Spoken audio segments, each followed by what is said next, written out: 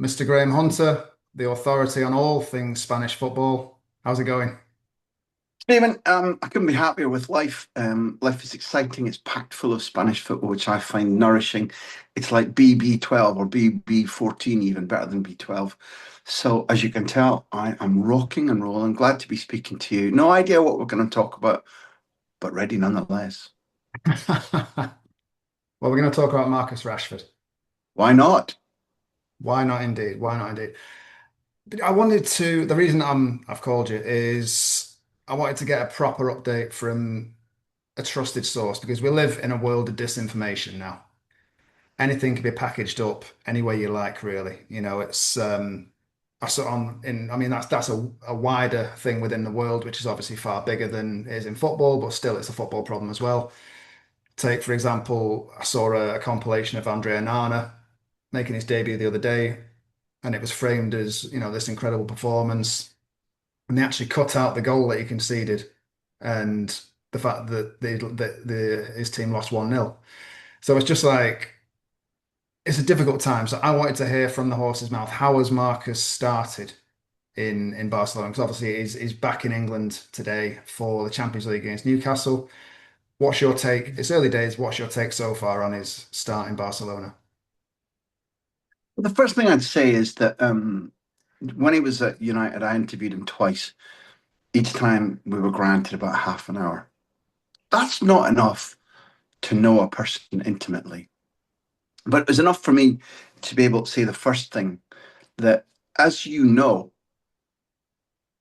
even though he can be a little bit timid, he's an extremely likable, well put together, pretty articulate man. Now, the bumps over recent years are minimal compared to a lot of footballers who've gone before him who have as much or more talent.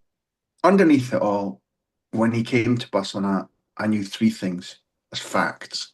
One, this is a decent fella. This is a decent man. Two, he actively really wanted to be at Barcelona to the extent that those who represent him kept on knocking at the door of Barcelona and saying, think of us, sign him. He wants to come to you specifically. In the same way as when Manchester United, using Ryan Giggs, phoned Gareth Bale to say, come to United. You'll get a minimum the same wages. We'll give Spurs the same prices. It was Giggs, a much younger Giggs, a hero figure for Bale. And Bale went, no, no, no, no. Nothing wrong with you. Nothing wrong with United. I want Madrid. Jude Bellingham did the same when Manchester City thought they had him signed and sealed moving from Dortmund. No, I want Madrid. Marcus now fits into that category, but he wanted a different thing. He wanted to come to Barcelona. So he came here, even on loan, achieving something which was a very central part of his philosophy. Um, that was part two. The part three that I knew as an absolute fact was that this was going to be a test for him. It's albeit that they won three trophies last season and nearly got to the Champions League final.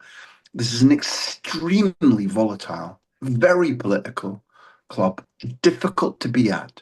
Good time for him in that Flick speaks English, but a change of culture, a change of language, a change of temperature, a change of times, change of mentality, out of anybody's comfort zone if you're coming as somebody born in Britain or Ireland.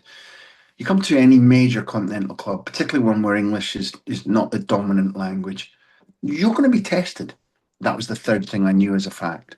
Going back to the first thing about this player, that central characteristic that I believe he has, but being a really likable, Mm. um, I was going to say reliable, but I think it's slightly different, slightly stronger than that. Fundamentally decent man has been noticed really from day one by his fellow players, by the staff, by Flick. He has been, even for somebody who can't yet express himself very fluent. Most of the squad, Stevie, have at least a smattering of English. Some have very decent English. Some have very decent English. So it's not as isolating as when Mark Hughes came to Barcelona, for example. It's not nearly as isolating as when Steve Archibald came to Barcelona, and that was the term was there: sink or swim, learn Spanish or forget it. Now he still lives here around the corner, so he did pass that test. I don't know if Marcus will be living here in 40 years' time like Stevie is.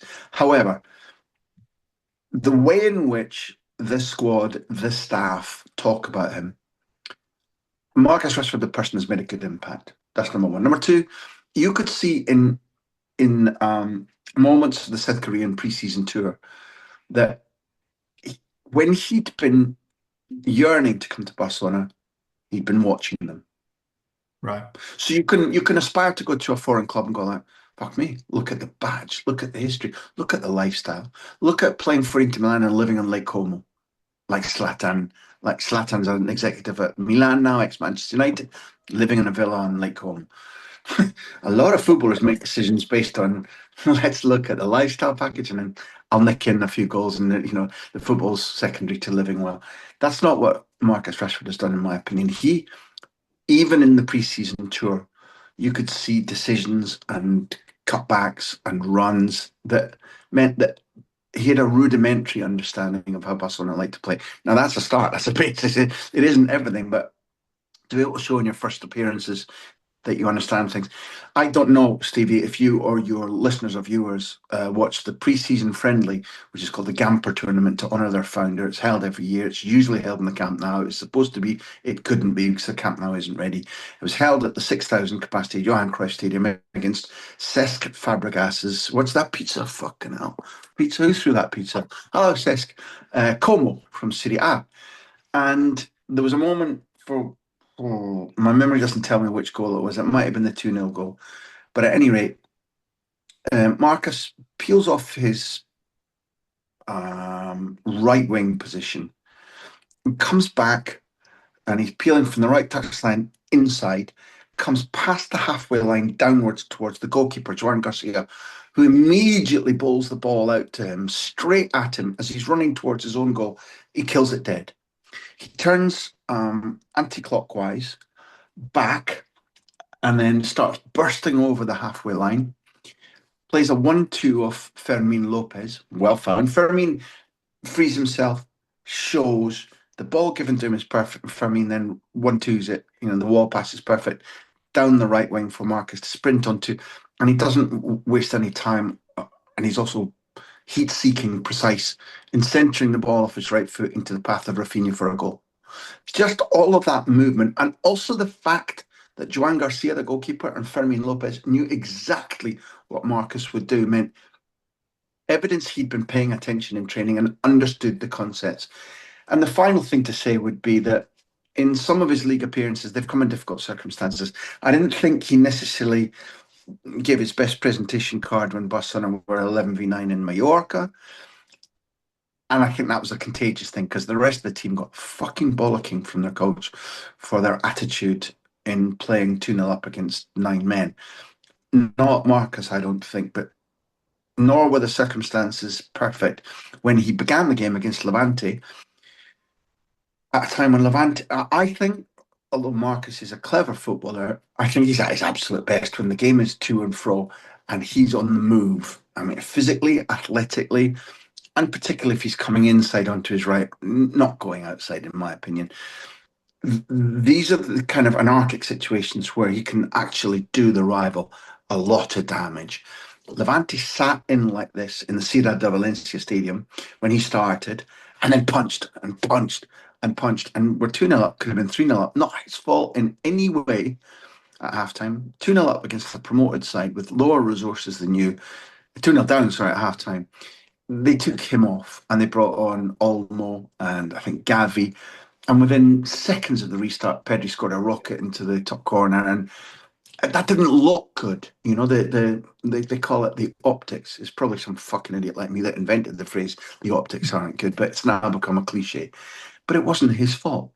What was very interesting was against Valencia, where Valencia played atrociously. Think Gary Neville Valencia, and they'd lost 7-0 and 5-0 or 7-1, 5-1. They'd lost a 12-1 aggregate in their previous two games in Barcelona against Barcelona. And they came and they gave an okay display in the first half. And then 2 minutes, 3 minutes, maybe. Anyway, just into the second half. Marcus Rashford down the right makes a break. Valencia haven't done their research properly. Everybody that's watched him knows he's going to turn out on his right foot. He does, and he bends a ball from outside to in, right across from the diagonal point where the penalty box, the big box, joins. From that, right through the join, right across the 6 yard box into a space between the goalkeeper, the front post, and the last defender for Rafinha to run behind the back of the last defender onto this beautiful daisy cutting, low, right footed, inward curving ball. It's the assist of the Spanish season so far by a long, and I don't think that's what Marcus is known for. Brilliance of assists, maybe brilliance, vision of assists. If Lamine or Rafinha had played that ball, we'd all be fucking wearing, our underpants would be wet in excitement. And I don't think Marcus should be denied that effect because it was a gorgeous, gorgeous piece of play. And in general, until taken off, he did very well indeed. Whether anybody can make sense of what I've said now in the 2 day answer to your question is up to them. But I think I've been quite clear that so far, so good.